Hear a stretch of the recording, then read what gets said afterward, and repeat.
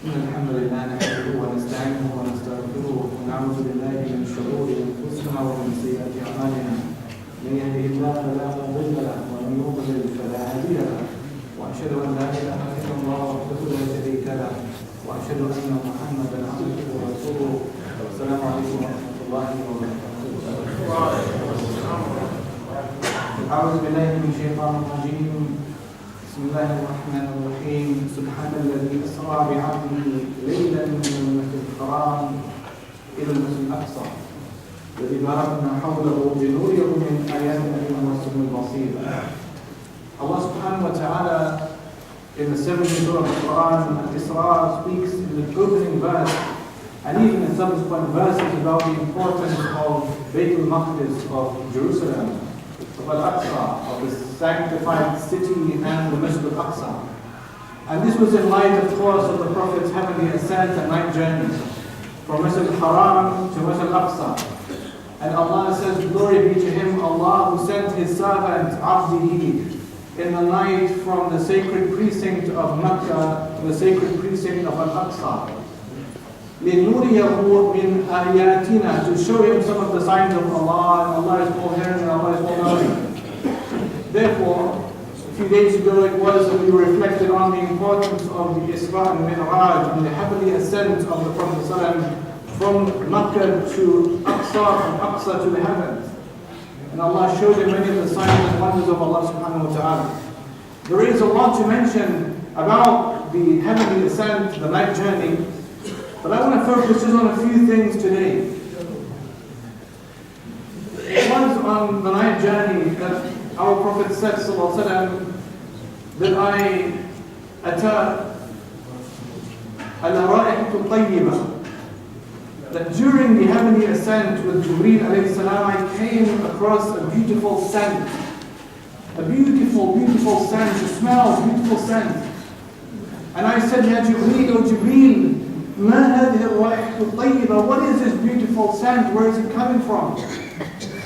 And Jibreel says to him, sallallahu alayhi wa sallam, هذه الرائحة الطيبة ماشطة ابنة فرعون.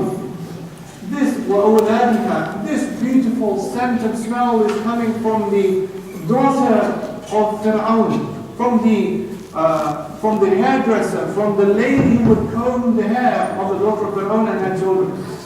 Not from the daughter of Fir'aun, but from the hairdresser of the daughter of Fir'aun. And the Prophet then says, oh, what happened? What is up with her story? My sha'nuha, what is her tale? What is her story? And he says, well, that lady, once she was combing the hair of the daughter of Fir'aun, and the comb it fell as she was combing the daughter's hair. And when the comb fell on the floor, this young lady, she said, Bismillah, in the name of Allah. And so the daughter, she's taking a seat and she's having her hair combed. She said, you mean Abi? You mean my father? Like Fir'aun believed himself to be Allah. And so when the girl said, in the name of Allah, she said, you mean my father, Allah? And she said, no, of course not. She said, in the name of Allah, Allah, Rabbi wa Rabbu Abikillah. Allah, my Lord and the Lord of your father. And of course it was it was very odd for the girl, because the girl believed as people believed that Fir'aun was Allah. He proclaimed himself, فَحَشَرَ فَنَادَى فَقَالَ أَنَا رَبُّكُمُ الْأَعْلَى. Gathered his people and proclaimed, I am the Lord the Most High. And so when this girl is saying somebody else, Allah, your father's Lord, my Lord, she said, I will tell my father about this. And she said, fine. And so she goes and tells her father, and the father then comes and interrogates this young lady. And she remains true to her faith. And so he prepares a fire for that lady to be burned alive, unless she renounces that new faith of hers and to burn her children. And that is exactly what happened. The young lady and her children were burnt alive in their courage, in upholding their faith. It is from this lesson, from this case of the hairdresser of the daughter of Fir'aun, we learn many lessons, but one of them of course has to be shuja', which is courage. Courage is defined as shiddatul qalb fil ba's. It is the strength of the heart in moments of difficulty and testing and trial. We're still hearing so much about the case of the Muslims who were martyred in the masjid in Christchurch, New Zealand. And I know we went over it last time. We spoke about the martyrdom, we spoke about the spectacle of suffering, we spoke about the killing and taking of innocent life. But there is, of course, intertwined in all of this big narrative examples of courage and bravery.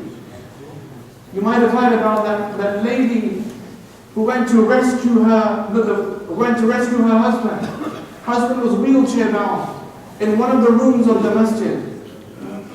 The gunman, of course, is shooting, killing indiscriminately. The lady, she knows that my husband's in that room, and so she leaves to go and protect him. And in going to protect her, she herself was martyred and the man himself was saved.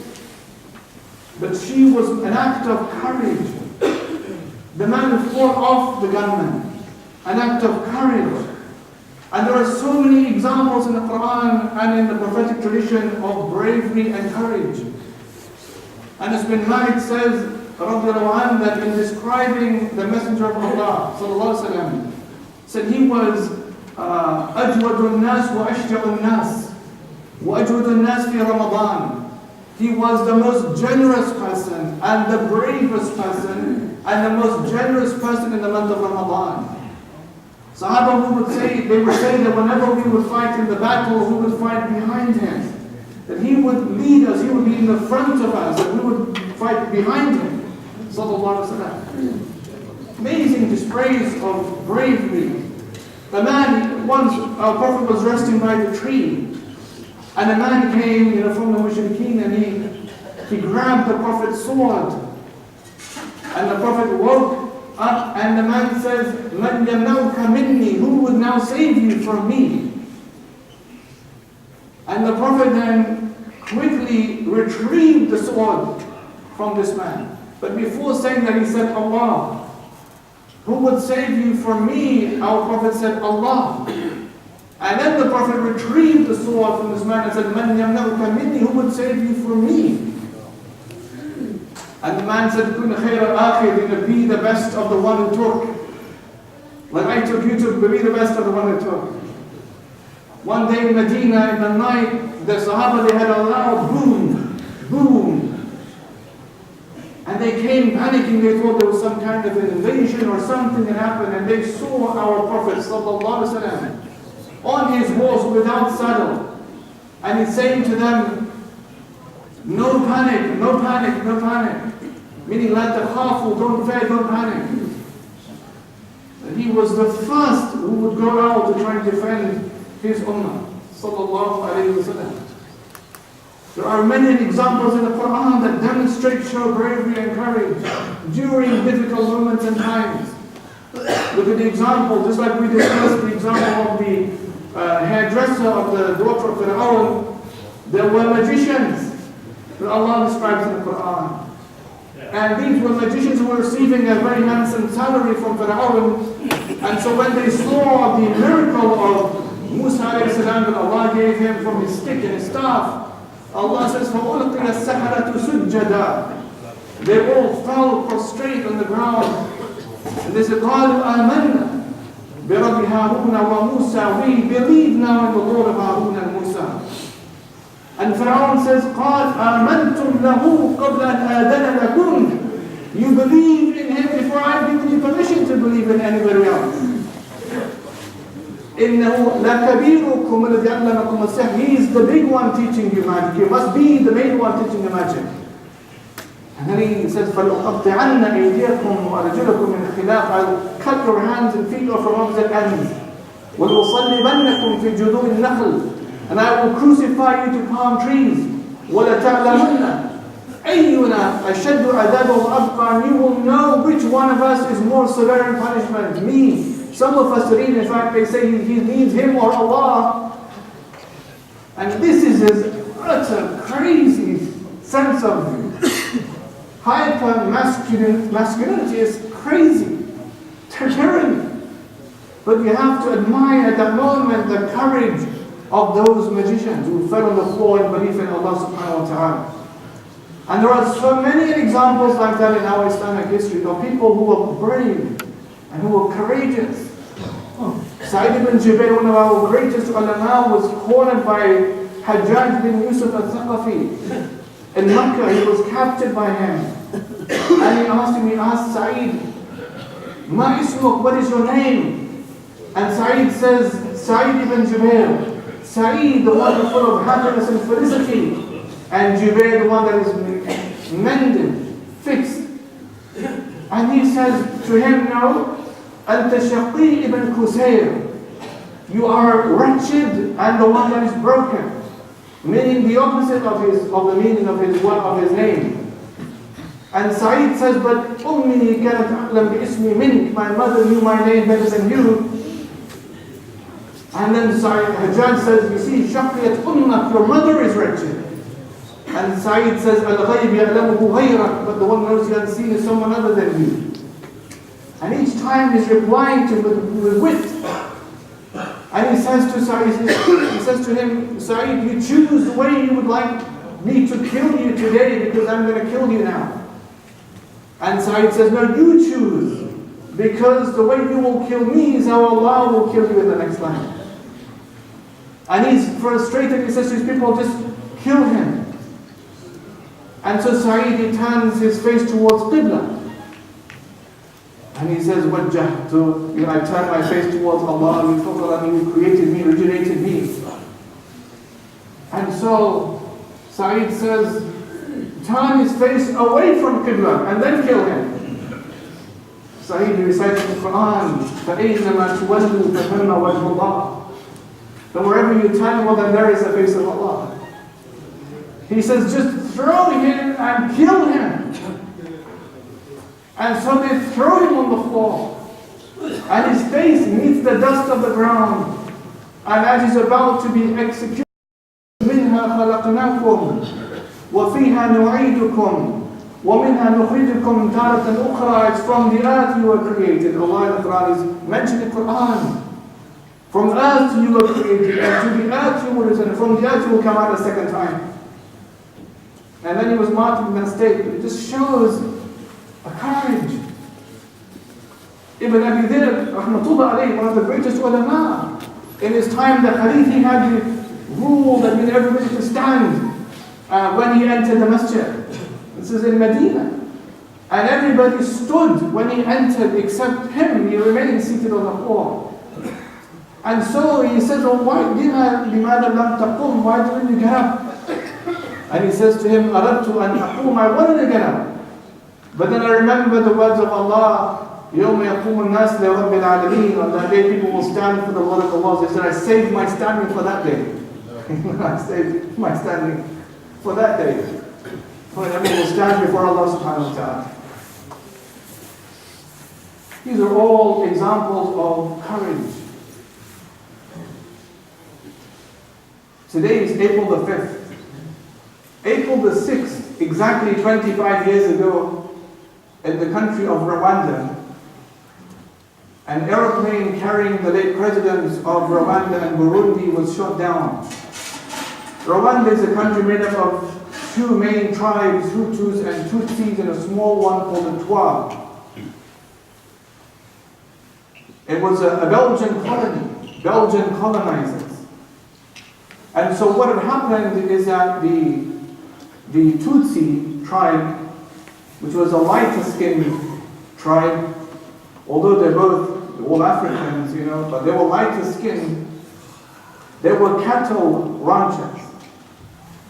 But the Belgian colonizers, they turned them into the aristocracy, the nobility of Rwanda.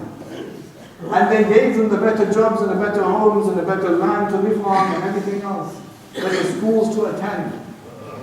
And so the Hutus, felt as if this is not. And so when the plane was shot down, that country descended into a savage violence, into a savage civil war, a violence, that they turned against the Tutsis. And they didn't just, slaughter a few people here and there, but they went on a killing spree with machetes. In 90 days, from April until June, more than 800,000 people were killed. It's a lot of people. Not 80,000, 800,000 people were killed.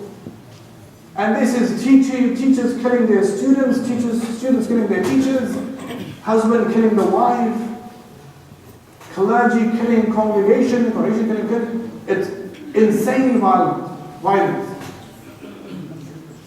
Now I want you to think for a moment about what we discussed about courage. Shiddatul qalb fil ba's, the strength of the heart in difficult times. Sometimes courage, it means not to do something. Like when our Prophet described him, he said, Laysa shadid, the one who is strongest is not the one who is like the best at wrestling, can overcome others. The one who is strong is one man yamliku nafsu inda al-ghadab, is he who could control himself in a moment of rage and anger. That's strength. Now the Muslims of Rwanda were only like 3.something% of the country. But they had a choice. What do you do? The Interhamwe, which were the armed militia youth, they would say, do or die, meaning kill or get killed. Everybody had to kill. What do they do in that situation? And what emerged from this is really one of the most remarkable accounts, I think, in our quite contemporary Muslim history.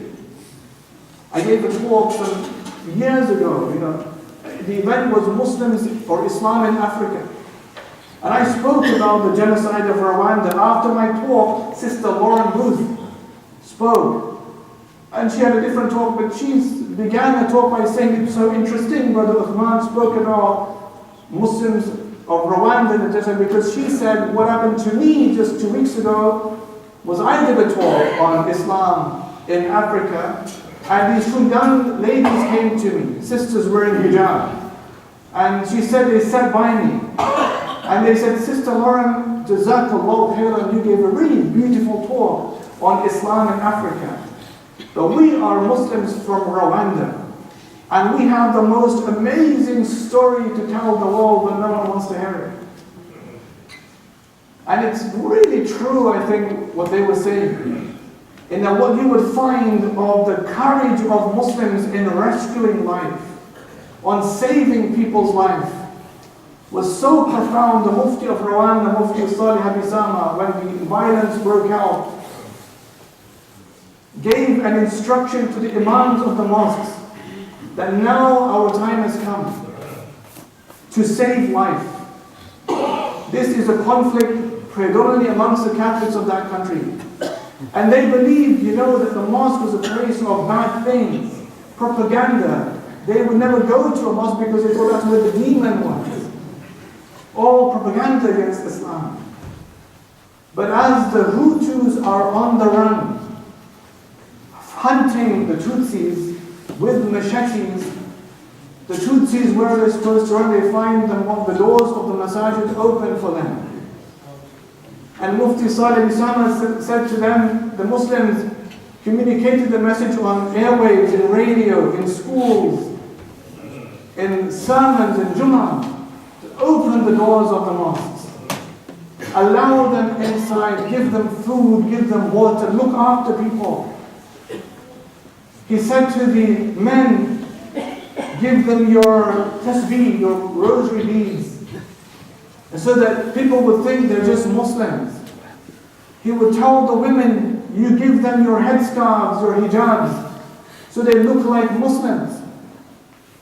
In Kigali, in Rwanda, when the days of genocide began in April, the first dumping ground for the bodies of the Tutsis was in the Lake Kigali.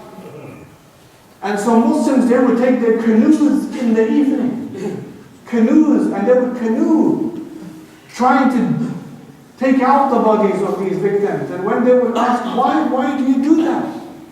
When you could easily be killed by doing that, they would say, because our faith teaches us to save life. Our religion tells us to uphold the sanctity of life. In Mabari, when the killing began in Mabari, Muslims would erect these high hills, using baskets and other things and homemade things, and they would pronounce and proclaim that in this place there are no Hutus and there are no Tutsis, but there are only human beings. And they would say things like, take the cows of the Tutsis, take their cows and their things, but save their lives. And it was so profound what the Muslims did in Rwanda, just to show us the importance of bravery and courage, and sometimes risking their own lives to save the lives of other people. But when the genocide came to an end, there wasn't a single Muslim who was arrested on a war crime. The new president of Rwanda, when he was appointed later that year, said that God sent us Muslims in Rwanda to teach other Rwandans how to be human. Imagine the president of Rwanda saying that God sent us Muslims to teach other Rwandans how to be human. Now what happened after the genocide ended is that the conversion rates to Islam skyrocketed. You would just see now in New Zealand, almost every single day you hear of new conversions to Islam. We spoke about this last time. وَاللَّهُ غَالِبٌ عَلَىٰ أَمْرِهِ وَلَكِنْ أَكْثَرَ النَّاسِ لَا يَعْلَمُونَ. Allah is in full control over His affairs, but most people don't know that. Allah is in full control. We spoke about Balbir Singh, in Bahrain. We spoke about the man from the Dutch in Joram and Cleveland. We spoke about conversions from Christchurch, New Zealand. Allah is in full control.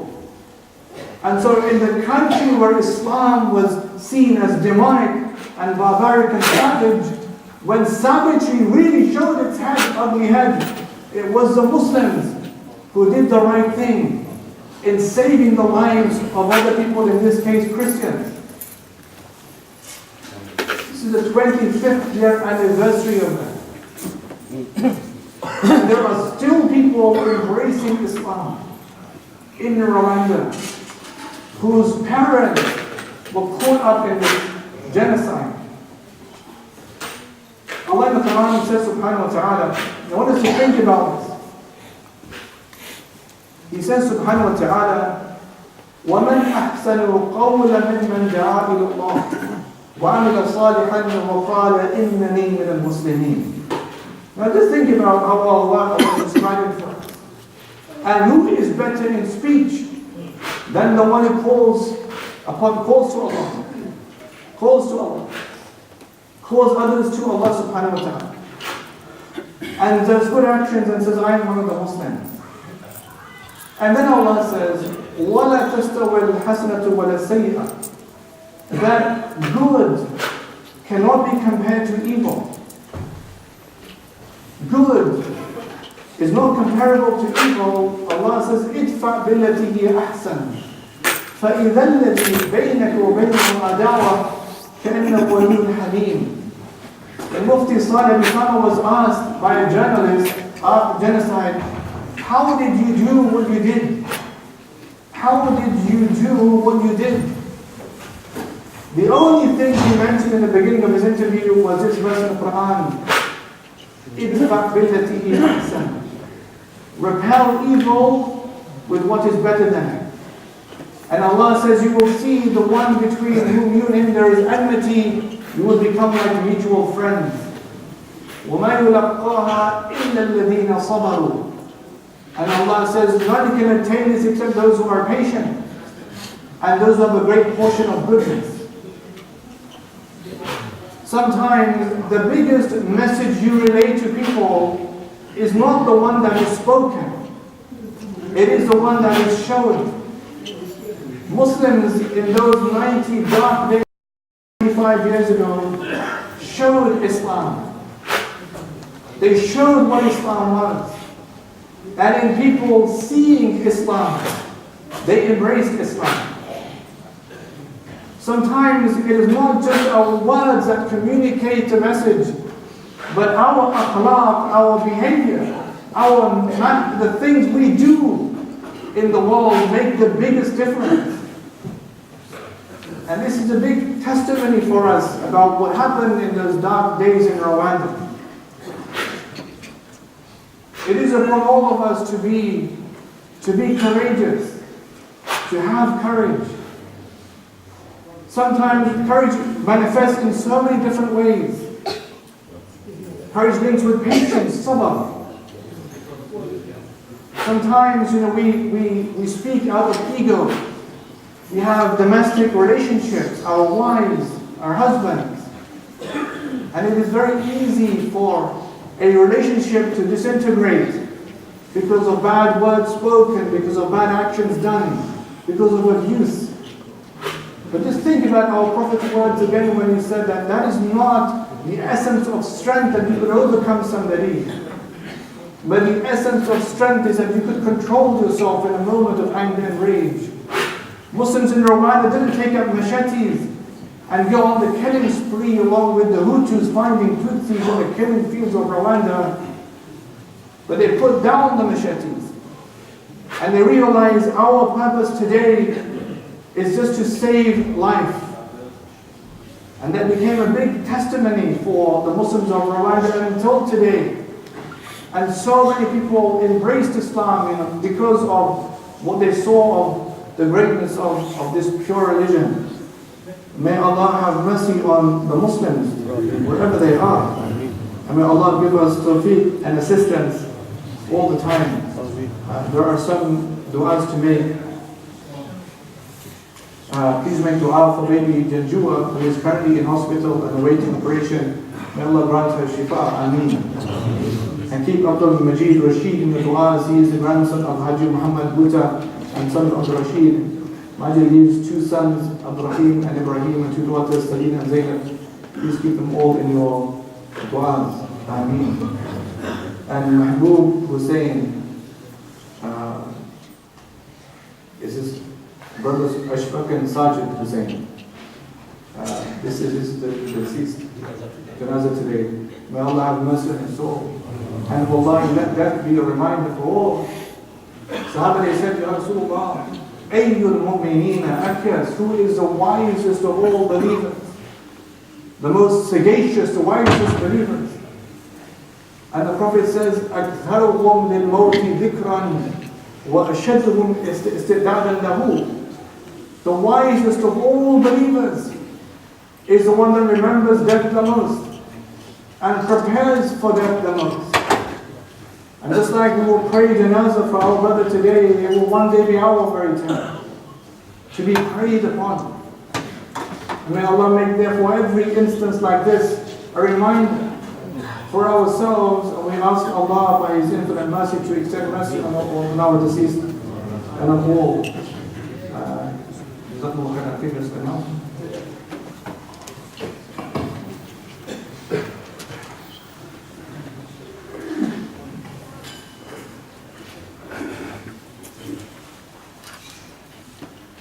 Assalamu alaikum, brothers and sisters, dear listeners. I've started during the month of Ramadan.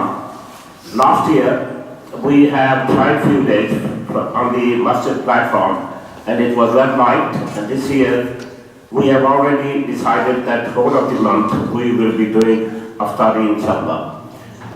The iftari will not be done in the mosque premises; it will be outside the courtyard. We have already asked to put the canopy in. That has been paid by a very generous donator, inshallah, for whole of the month. But we are asking you and requesting, if anybody wants to participate in this, you are most welcome. Every day it's going to cost between 1,200 to 1,500 pounds. Either if you wish, and you can do that for one day, after you can do that. If you can't do for whole day, then you can participate, you can contribute, and you can share in it. Jazakallah khair. We have also, there will be introduction of the Jummah Masjid marriage service. We are about to start this. Everything is ready, inshallah, and it will be online, live, from Wednesday onwards. This was the facility which was really needed for the Muslims of Slough, and we are about to start that, inshallah. The Slough Foster Parent, Slough Children's Services Trust, they are out there, they have got their banners, and they are out there to help you. As you know that there is a need of Muslim foster parents. One thing, we are very happy to celebrate when someone comes in and recites the kalima, and that person becomes into Islamic fold.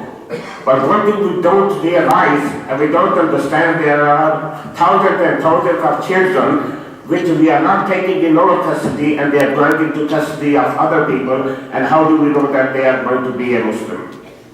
So, not only today, but we have another brother who will be traveling all the way from Lancashire, fostering awareness and recruitment event, and that will be on Sunday the 14th of this month at 6:15 after Asr prayer. We also have a stall outside for homeschooled children. These are the children who are doing homeschooling, and they are doing business enterprise. These stuff are, they will be selling t-shirts and other stuff that is made by themselves. So please look at them and look at the stuff what they are selling and encourage them to buy some stuff. Also, keeping children safe workshop.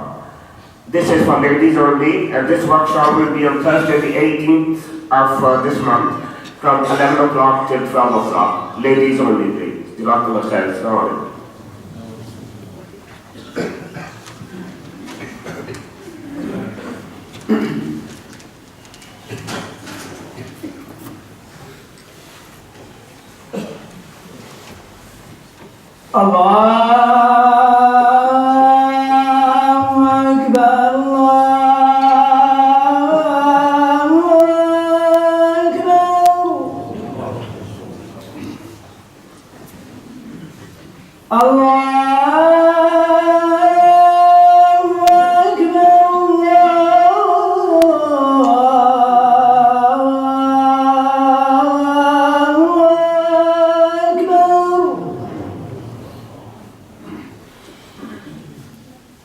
أشهد أن